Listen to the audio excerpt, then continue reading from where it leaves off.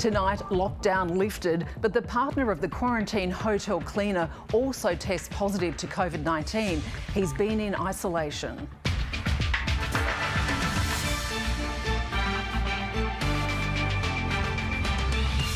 While there have been no new cases detected out in the community, masks will remain mandatory for now. When in doubt, wear a mask. That's very simple. The Democrats plan their next step to remove Donald Trump from office. And the third test comes down to the last session of the last day.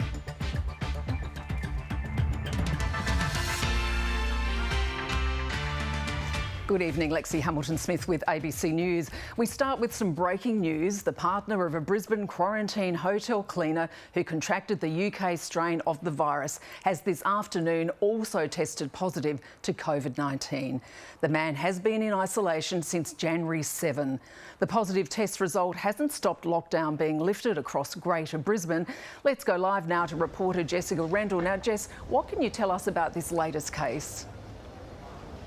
Good evening, Lexie. Well, it hasn't been confirmed whether or not the man has the new UK strain of the virus. Genome sequencing is still underway, but authorities say it is very, very likely because he is the partner of that hotel cleaner who does have the UK strain of the virus. Now, he has been in isolation since the 7th of January, so they're not too concerned about him being out and about in the community. But in saying that, there have been 3 new locations added to that contact tracing list, and they are as follows. So the Nextra at Sunnybank Hills, the Bunnings at Acacia Ridge, and the Sunnybank Cellars as well. So the times and dates are on the Queensland Health website, and if you've been there on those times and dates that are listed, authorities are asking you to please go and get tested and quarantine for 14 days, regardless of if you are presenting symptoms or not. Now, despite lockdown being lifted here in Brisbane, there are some restrictions still in place, as Rachel Rigo reports.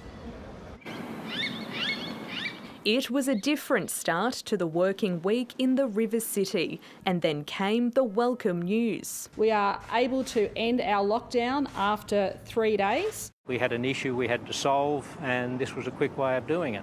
So we'll go back to Cairns and I think we'll stay there for the rest of the year, won't we? Probably, yeah. Yes. The stay-at-home orders were lifted at 6 p.m. The strict measures were sparked after a hotel quarantine cleaner spent 5 days in the community while infected with the highly contagious UK strain. For the next 10 days, while we see out the 14-day incubation period, we still do have to be on heightened alert. But several restrictions will remain in place across Greater Brisbane for the next 10 days. Everyone must carry a face mask when leaving home. They must be worn indoors at shopping centres, supermarkets, gyms, places of worship, airports, on planes, public transport and in taxis and rideshare.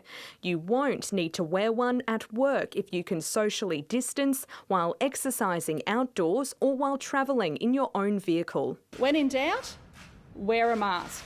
New rules also apply for businesses and venues. Diners at restaurants, cafes and pubs must be seated. Dancing is again banned but will be allowed at weddings. Funerals and weddings can have up to 100 attendees, while gatherings in homes and public will be capped at 20. Visitors won't be allowed at hospitals, aged care facilities, disability accommodation and prisons. And concert venues, theatres and outdoor stadiums are allowed 50% capacity. Just in time for the Gabba to host India for the 4th cricket test on Friday, with masks and socially distanced seating enforced for the 18,000-strong crowd. All ticket holders will be refunded and given the option to repurchase. So those people will get first priority on ticket sales from Wednesday afternoon. The Premier has defended the decision to send Greater Brisbane into a snap lockdown, saying it gave health authorities time to track down, test and quarantine close contacts of the cleaner with the highly contagious strain. Definitely not an overreaction. It was absolutely supported by AHPPC. It was supported by National Cabinet. Rachel Riga, ABC News, Brisbane. Well, Jess, it's now been an hour since lockdown lifted. It's looking a little bit busy there. What's happening out on the streets? Well, Lex, it's great to see Brisbane coming back to life. I'm here in South Bank on Little Grey Street on this popular little strip of restaurants here. And behind me, you can see that people are coming back to dine in at restaurants. Now, I spoke to some restaurant managers earlier and they said that it was a bit tough over the last 3 days doing takeaway only, that it just wasn't sustainable for them. So they're very, very happy to welcome customers back to dine in at restaurants. Now, of course, that mask mandate is still in place, so make sure you keep your masks handy whenever there's a situation where you can't social distance as well. Thanks, Jess. It was a tough 2020 for the hospitality and tourism industries amid COVID-19 restrictions, and the snap 3-day lockdown certainly hasn't helped. Business owners say they are anxious about the future, but families are grateful to resume school holiday plans. Baz Ruddock reports. A slight delay, but now they are on their way. You bet. Car's half packed. We'll be in that car and we'll be at the accommodation by 8 o'clock tonight. So, it's a little treat. Holiday plans for the Foxover family are back on track after a 72-hour Greater Brisbane lockdown. We've survived a daughter in Year 12 and, the joys of 2020. So we're just really looking forward to a couple of days of beach and resetting before it all begins again. While family life returns to normal, businesses are reopening with restrictions in place. Indoor venues now allowed 1 person per 4 square metres inside and 1 per 2 square metres outside. This small cocktail bar in Brisbane's Valley precinct was operating at 50% capacity before the shutdown. Now it will be reduced to 25%. It was all over one case. If there had been 3 or 4 cases in the one day, well, by all means, lock it down. Venue owners frustrated dance floors will once again be empty. It's extremely hard. People want to jiggle, they love the music, and I think for us, we've already cancelled all our weekend entertainment because we know it's harder when you got them on to control these sort of situations. In gyms, activewear will now include a mandatory accessory. It's a little bit of discomfort that we can get used to pretty quick for the sake of keeping your health and fitness going and that routine that a lot of people enjoy of just going to the gym and for their mental health. You can learn to live with a mask. The state government says the measures will be lifted in 10 days, but business owners are concerned that another positive case of the UK strain of the virus could spark further restrictions and hurt businesses already suffering. The Valley as a whole has suffered through this whole thing, and look, the Valley will always be the Valley and it will always bounce back, but look, it's going to hurt a lot. For now at least, life is starting to return to normal.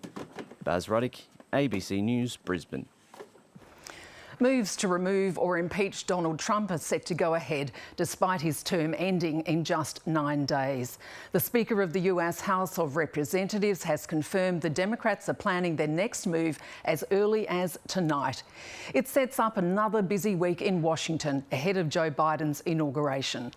On Tuesday, the House will attempt to pass a resolution calling for Mike Pence to remove the president by invoking the 25th Amendment. The Vice President will be given 24 hours to respond, but it's extremely unlikely Mike Pence will do so, though he hasn't ruled it out. If that move is rejected, Democrats will begin the process of impeachment with a vote by Thursday. With the Democrats holding the majority, that is likely to pass. But time is short. Come next Thursday, Joe Biden will be inaugurated and Donald Trump will no longer be president anyway. That may not be the end of it, though. Democrats have suggested they would wait until after Biden's first 100 days so that it doesn't dominate the new president's agenda, and then send the articles of impeachment to the Senate. A successful impeachment would mean Donald Trump could never hold public office again, ending his option for a 2024 presidential run. There is support from some Republicans for the move, which would see Trump become the first president in history to be impeached twice. He is now spending his last week as president isolated, and with social media platforms pulling his access, he has lost his preferred method of talking to his supporters. As Matthew Doran reports, the decision from those tech giants has sparked a debate about free speech, and not just in the USA, but here in Australia too. A mournful convoy along the now quiet streets of Washington, D.C, honouring Capitol Hill police officer Brian Sicknick. He died from injuries suffered during last week's deadly riots at the seat of American democracy. It was that violence and claims the outgoing president had incited the mob and defended their actions. We love you. You're very special. Which led social media companies to ban Donald Trump from their platforms. Those decisions were taken by commercial companies, but personally I felt uncomfortable with what they did. What's happening? The decision by Twitter, Facebook and others fueling a philosophical argument among government MPs about whether freedom of speech is being stifled. As Voltaire said, I might not agree with what you say, but I defend the right to say it. And demands for consistency, given other egregious posts such as a photo tweeted last year by a Chinese foreign ministry official remain online. If you're going to take down Donald Trump's Twitter feed, then think very carefully and closely about also taking down that photo. Google, Apple and Amazon have blocked access to social networking service Parler, which has grown in popularity with Trump supporters. Is the only social media platform that protects your constitutional right to free speech. Concerned it's not doing enough to prevent posts encouraging violence. Unlikely to sway the tech giant's view, but venting his fury anyway, is coalition backbencher George Christensen. He wants laws stopping what he describes as censoring free speech on social media, while he uses his own online presence to push conspiracies about the US election and the coronavirus pandemic. If I'm not in favour of censorship for Twitter, then why would I be wanting to censor George Christensen? If Australians are to accept that the crackpots aren't running the show in Scott Morrison's LNP, then we need action. The debate over posts on social media certainly isn't new, but Donald Trump's ban has brought it into sharper focus. And if lawmakers ever want to wade into this incredibly murky territory, the challenge will be defining exactly what is or isn't acceptable. It would be a very large task, and it would mean that the platforms have to redefine their business model. This is the Conan sword. One old warrior is glad Donald Trump has been silenced. The good thing is that he soon will be as irrelevant as an old tweet. Even though those old posts leave a sad legacy. Matthew Doran, ABC News, Canberra. A murder investigation is underway after a fatal stabbing at Ingham in North Queensland last night. Josh Hyde was killed after he was allegedly stabbed in the stomach. Police say the incident occurred around 11:30 last night as the 20-year-old was walking along Ingham Street with two women when he was approached by another man. It's alleged the two men started fighting and Mr Hyde was stabbed. Detectives say a person of interest has been identified and is known to the women. It definitely wasn't a random attack, and I don't think that there's somebody out there in the community that's running around with a knife that we need to be concerned about. We know who this person is. Authorities are appealing for anyone with CCTV or dashcam footage to contact police. Cricket Australia could slap indefinite bans on any fans found to have racially abused the visiting Indian players during the third test in Sydney. The International Cricket Council, Cricket Australia and police are investigating an official complaint lodged by the Indian team. It's demanding authorities act with an iron fist. Heckling is a common fixture in cricket in Australia. But India alleges spectators have crossed a line and say it isn't the first time. They have been quite nasty. They have been hurling abuses as well. But this is a time where they've actually gone one step higher and used racial abuses. The allegations raised by Indian bowler Mohammad Siraj follow another complaint on Saturday, leaving officials on alert. I have heard a couple of things from the Indian team management, which I can't repeat here, and they are very, very racist in nature. It's something to do with the colour of your skin. Yeah, get security around there, and if there's been abuse directed towards the players, just kick them out straight away. Not welcome ever. Yesterday, play was halted and police escorted several people from the stand, leaving fans gutted. I remember standing in this ground with my son supporting Adam Goods when he was going through something similar. So it's sad. Absolutely unacceptable, but they seem to have moved quickly and evicted the people. This must be definitely dealt with iron fist, and we must make sure that it doesn't happen again. India's captain Virat Kohli has called for the incident to be looked at with absolute urgency and seriousness. The Australian team is standing with its opponent. Just wanted to let the Indian team know that we were with them on that. Like I said, it's not condoned by any of us. We're really disappointed that happens when teams come to Australia. and we want it to stop. I've hated it as a player. I hate it as a coach. We've seen it in different parts of the world, and it's really sad to see it happen in Australia. If those claims are proven to be correct, it's so un-Australian. With several investigations underway, one thing is clear. Everyone agrees discrimination has no place in sport. Rani Heyman, ABC News. As Queensland this week remembers the devastating floods of 2011, disaster hit residents who stayed put are hoping enough changes have been made to prevent it happening again. 10 years on from the emergency, the flood has reshaped parts of Brisbane, with houses in some pockets raised to almost comical heights and some streets erased entirely. On the bank of Oxley Creek, it's hard to imagine the water ever reaching Barry Summerlad's house. Got up to about here. As the Brisbane River and its tributaries steadily rose, the Summerlads did what they could to save their home. We decided we just had to get out. The brown torrent wasn't projected to touch the floorboards, but it pushed even higher, destroying walls and a new kitchen and filling the backyard with mud. We just had to leave it to nature.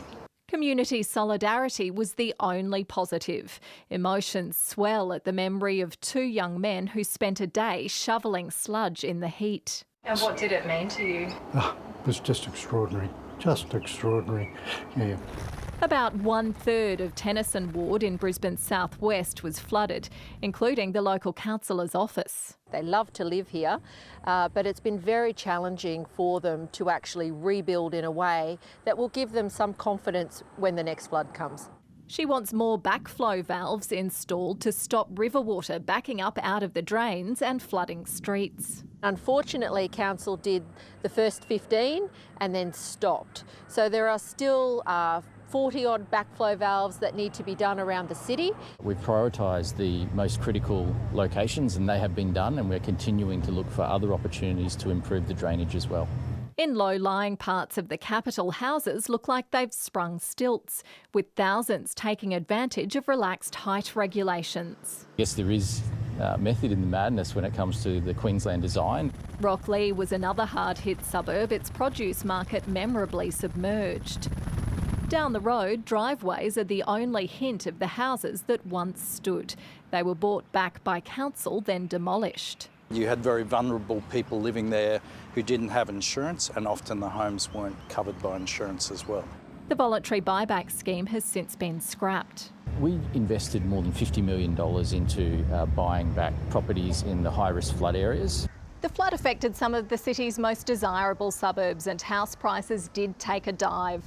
But analysts at CoreLogic say even the worst hit areas had regained that ground after just 5 years. 10 years on and prices are up 14 to 16%. With a La Niña system now active, this could be the summer the city's flood defences are put to the test. Emma Pollard, ABC News. Specialist divers are trying to pinpoint the exact location of the black boxes of a crashed Indonesian passenger plane after their signals were located this morning. Authorities hope they'll explain what caused the jet to nosedive at high velocity into the Java Sea. Indonesia correspondent Anne Barker reports. Navy divers have found the Boeing 737 wreckage scattered across a wide area of the sea floor. Underwater signals have also helped them locate the plane's black boxes, but they're yet to retrieve them. A huge search has continued almost round the clock. Recovery teams have already hauled tons of debris to the surface, including the plane's engine. Personal belongings and human body parts, a heartbreaking sign that no one survived. Families of the 62 passengers and crew have endured an agonising wait for news of their missing loved ones or clues as to what caused the plane to plunge almost 30,000 feet into the sea. Many are giving DNA samples to help the identification process. Untuk pencarian tetap. We will try to retrieve debris and everything else. The quicker we can find victims, the better. Rati Windania sent her husband a photo of herself with their children just before takeoff, saying, "Bye-bye, family, we're heading home for now." One man whose wife was on board says she wasn't supposed to be on the flight. She arrived at the airport at 4 a.m. to check in and was told the flight was changed to Srivijaya Air. She was supposed to take Nam Air. Srivijaya Air has a checkered safety record. It lost 3 other 737s from accidents and bad landings since 2008. More than half its fleet was later grounded by Indonesia's Transport Ministry because of airworthiness concerns. The airline insists the plane that crashed on Saturday was in good condition, even though it was 27 years old. It could be months before the cause of the crash is clear. Anne Barker, ABC News. After months of delays, China's government has announced it will allow a team of WHO coronavirus investigators into the country on Thursday this week. China's government says the team of 10, including one Australian, will be working with Chinese scientists on the origins of the virus. The team was due to arrive in China last week, but Beijing cancelled the trip at the last minute, saying more arrangements needed to be made. The last-minute delay prompted rare public criticism of China from the head of the World Health Organization. To finance now, and strong retail sales data wasn't enough to stop the local share market from falling today. Here's Elise Morgan. Today's figures show retail spending jumped 7.1% in November to be up a very strong 13% for the year. It puts sales well above their pre-COVID levels. The spending jump in November suggests the rollback of JobKeeper payments didn't have an immediate effect on consumers. Good news. The only area that Australians pulled back on was booze. Turns out there's better things than drinking alone. Spending on eating out rose, but not in the double digits we saw in most other categories. But the ABS data is from November, so here's bookings up to last week. Bookings are up around 200% around Christmas, a good sign for spending into the new year. And despite the positive retail data, the local market fell almost 1% today. The energy sector was the only one not in the red. Retail as a whole failed to be lifted by the sales data, but there were a few strong performers. Now, there's rising concern in global markets. We could be in a bubble. This chart shows the value of global markets versus global growth. It's currently at 120%. The last time we were here, we were hit with the financial crisis. Speaking of Bitcoin, the crypto hit another fresh record over the weekend as rising US bond yields hurt demand for safe haven assets. It peaked at nearly $42,000, but in the past 24 hours, it's seen its biggest slump in almost a year, dropping 12% to around 33,000. It's hard to keep up. Meanwhile, despite positive data out of China, the Aussie dollar has lost ground and it's now trading below 77 US cents again. And that's finance. Still to come this hour, the Republicans calling for Donald Trump to face justice. The issue is what he's done to this country. He's broken the law, and he needs to pay a price for that. If you don't think that this in some way is encouraging the next McVeigh, I think you'd be wrong. He's a domestic terrorist. Plus, the test match marred by claims of racist abuse. That's coming up. India has batted for the entire final day to hold on for a famous draw against Australia in the third cricket test at the SCG. The tourists briefly threatened to chase down the imposing victory target before knuckling down in the last session amid mounting injuries. It means the series remains level at 1-1, heading into the fourth and final test starting at the Gabba on Friday. Frustration for Australia, elation for India. But we've just witnessed one of the great escapes. This fighting draw felt like a win for the visitors. Incredible resolve, resilience, determination. It's all about showing character, fight till the end and not to think about results. So really happy the way we fought. We certainly create enough chances to win the game and I think we did. Yeah, it's a tough one to swallow. Facing a record SCG run chase of 407, India made a nervous start to the final day. Rats off the ground, taken, gone. Lion strikes. But any thoughts of an easy win for Australia were quickly dispelled after Richard Pant's arrival. And again. Even bigger. Shrugging off an elbow injury, he put the pressure back on the hosts. And he does it again. Same result. With Cheteshwar Pujara stonewalling at the other end, the pair put on 148 before Pant was dismissed 3 runs shy of his century. An extraordinary innings is brought to an end by Nathan Lyon. India's hopes of an unlikely victory were extinguished with Pujara's departure. Big wicket for Hazelwood in Australia. The tourists were limping. Another injury. That's not good. Bruised and battered. Ouch. Oh, that hurt. But Hanuma Vihari and Ravi Ashwin bravely fought on. They saw out the final session with a combination of grit and luck. And a punch is out of his hand. Is that the victory gone right there? To hold on for a much-earned draw. India obviously fought really hard. Our bowlers kept coming and did their hardest today. The series now moves to Brisbane after the Gabba was cleared to host the final test at half its usual capacity. The biggest change being that people will be required to wear a mask, and basically it's no mask, no entry. Will Pukovski is in doubt with a shoulder injury, but skipper Tim Payne will play. He was fined but avoided suspension after being found guilty of showing dissent at an umpire's decision. Chloe Hart, ABC News, Sydney. There's doubt over whether Thursday's Big Bash lead game in Melbourne can go ahead because of border restrictions. The Brisbane Heat and the Melbourne Renegades are scheduled to play at Docklands Stadium in Melbourne for the first BBL game of the season. But Victorian health authorities say the Heat won't be allowed to enter Melbourne under the current COVID restrictions. Last night, the Heat lost to the Sydney Sixers in a thrilling finish on the Gold Coast.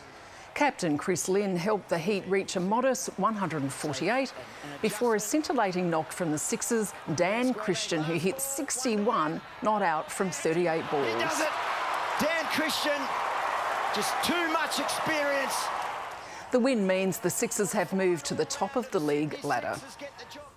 Weather time now with Ash Stevenson. And Ash, now there's been some rain out west instead of north. That's right, Lexie. The best of the falls were still in the north, but as you mentioned, there was some lovely totals overnight about the central west, including on this property at the ranch, 100 kilometres west of Longreach. These lambs definitely enjoyed a bath. Thanks to Cameron for the beautiful photo. Temperatures still about 5 degrees below average through the interior, 32 for Longreach and Winton. Still fairly cool in Mackay with a top of 27 today. Just the odd cloud about in Brisbane. We hit 29 in the city, 27 the top for the Gold Coast today. Zooming out, a trough combined with a front as it moved across southern states today, dragging heat from WA and driving up fire danger warnings. Those warnings peaked for parts of South Australia today. As that front moves through, there will be a fairly dramatic cool change for Tasmania and Victoria, but still a hot day through parts of New South Wales and the ACT. So dropping back to a top of 21 in Hobart tomorrow after hitting 36 today. Mostly fine in Melbourne and 22. Still hot in Canberra on 34. Mostly fine in Sydney with a top of 29. Home to Queensland, the North Tropical Coast is facing more heavy rainfall. A flood watch is current between Innisfail and Ingham, where we could see further big totals tomorrow and Wednesday. Those catchments are already soaked, so keep an eye out for further warnings. The system is going to slowly push north and weaken, so the heavy falls should ease by Thursday. To forecast now, and showers for the tropical north, 31 in Townsville. Storms possible for Mareeba and Normanton, which is topping 34. A return to summer in the west, Birdsville set to soar to 41, 39 in Thargomindah. A bit cooler by the water, 31 the top for Gladstone. Temperatures climbing up for the southeast too and staying mostly fine, 31 the top in Dalby, 28 for the Sunshine Coast. In Brisbane, a lovely 29 degrees as we emerge from lockdown, 31 the top in Ipswich. On Moreton Bay, wind southeasterly to 15 knots, seas below 1 metre, sunrise at 4 minutes past 5. And looking ahead, temperatures creeping up as we head towards the weekend. 33 the top on Friday in Brisbane and 36 the top in Ipswich. A possible shower for us on the weekend. So Lexie, a few more wet days ahead for the north. Well, and the graziers certainly need the rain though, don't they? Thanks, Ash. And that's news to the moment. Thanks for your company. There's more news at ABC Online, but now it's time to hand over to Stan Grant for 7:30. Good night. Stay safe.